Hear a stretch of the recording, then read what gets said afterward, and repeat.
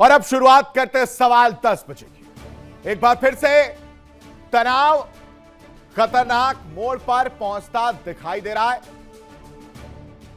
शांति समझौते और युद्ध विराम की बातों के बीच ईरान ने दावा किया है कि लेबनान में इजरायल की सैन्य कार्रवाई जारी है और इस कार्रवाई में कई लोगों की मौत की खबर भी सामने है।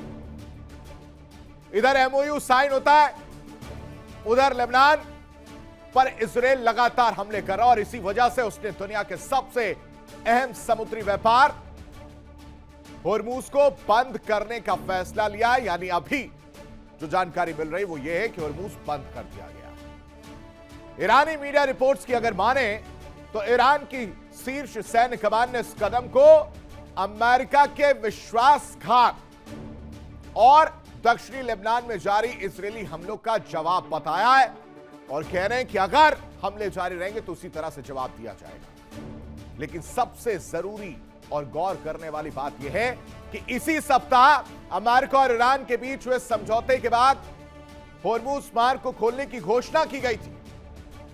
लगा था कि सब कुछ बेहतर और अच्छा है और सब आराम से हो जाएगा।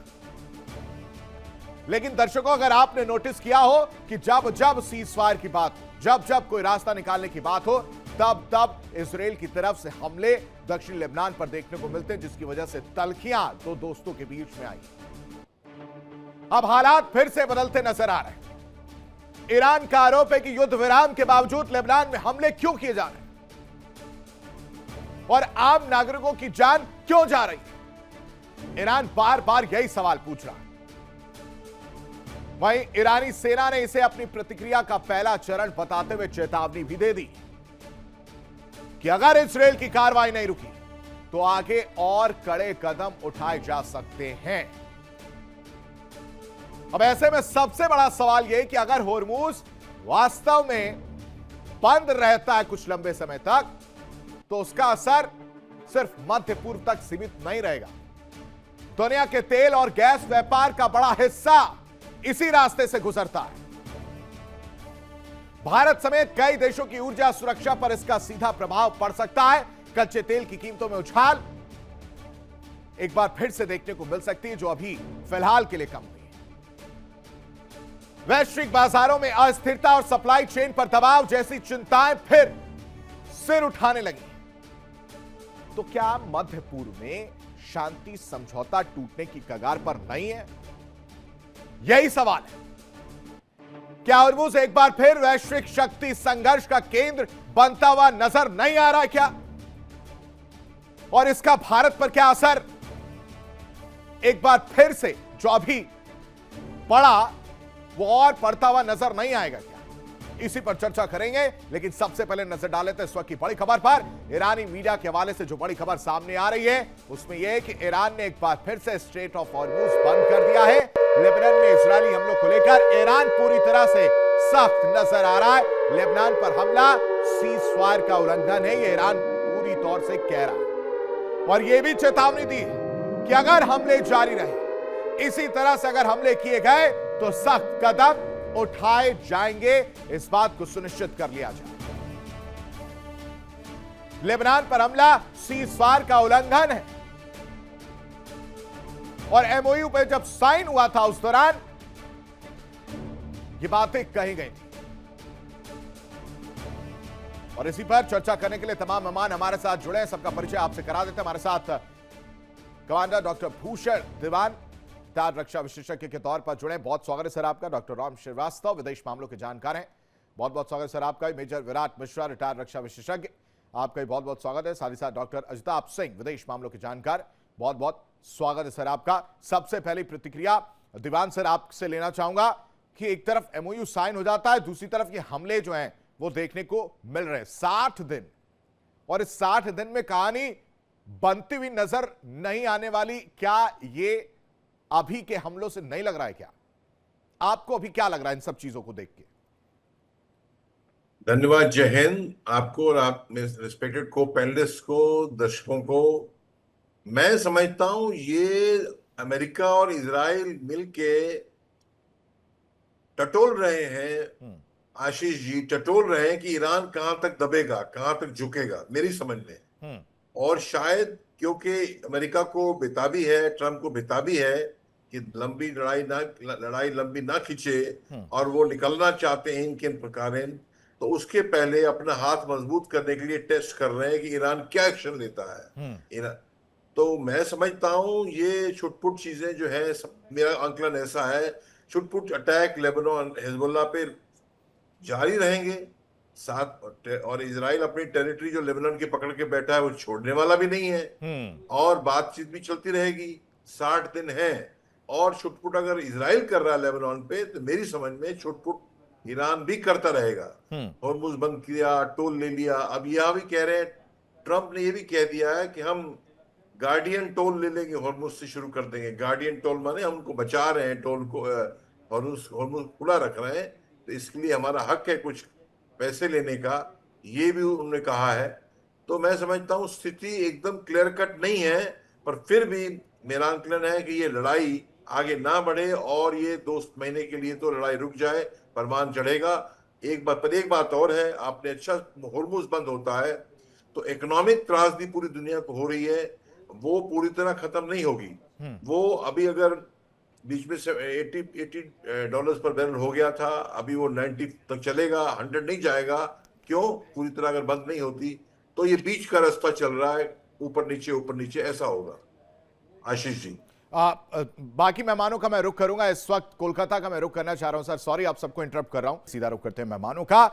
विराट सर, सबसे पहले इस पर रिएक्शन मैं आपका लेना चाहूंगा कि भारत की ताकत जो है वो और मजबूत होती हुई नजर आ रही है समंदर के, अगर हम बात करें तो। एक बात कही, देखिए आशीष जी, भारत नेट इंपोर्टर रहा है हथियारों का, गोला बारूद का, साथ में शिप्स का भी।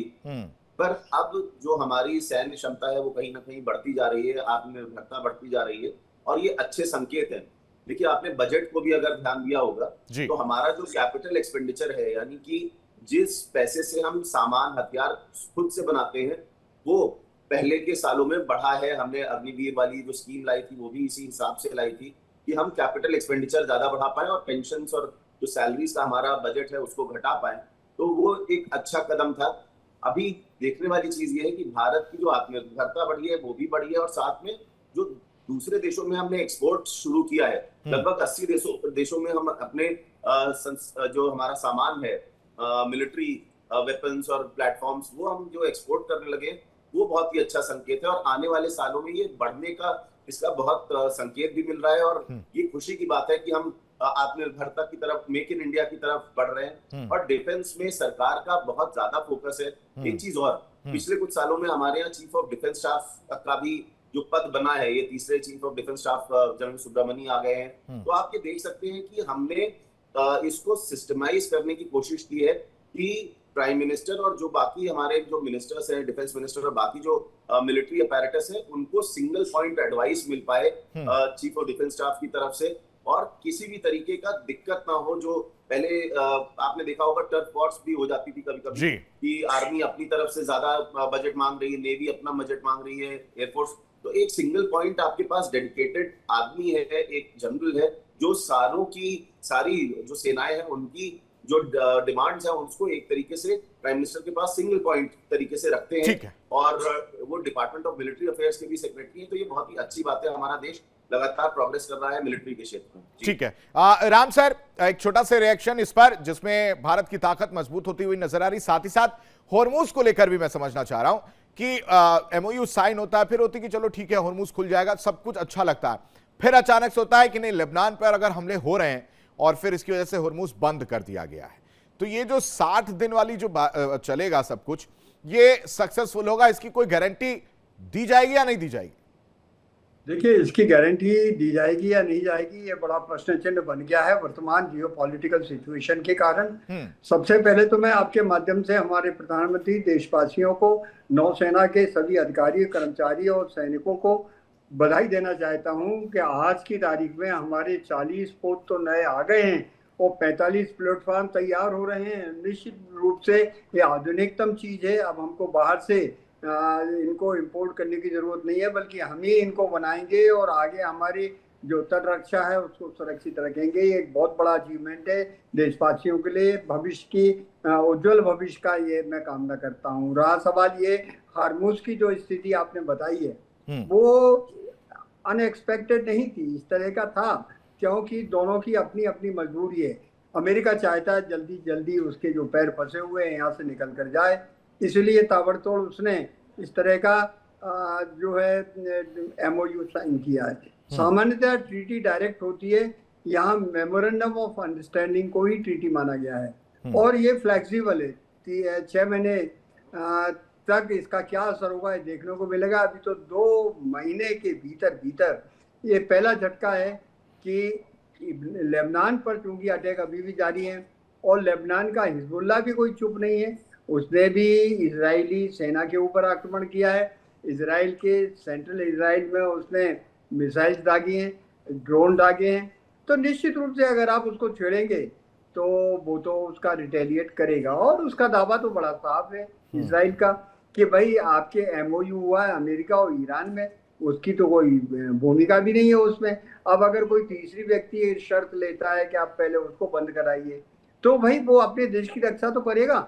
जब तक हिजबुल्लाह जो है अटैक बंद नहीं करेगा तब तक इजराइल कैसे बंद कर देगा। यहाँ निश्चित रूप से इजराइल का पक्ष जो है ताकतवर है। हाँ, एक ही चीज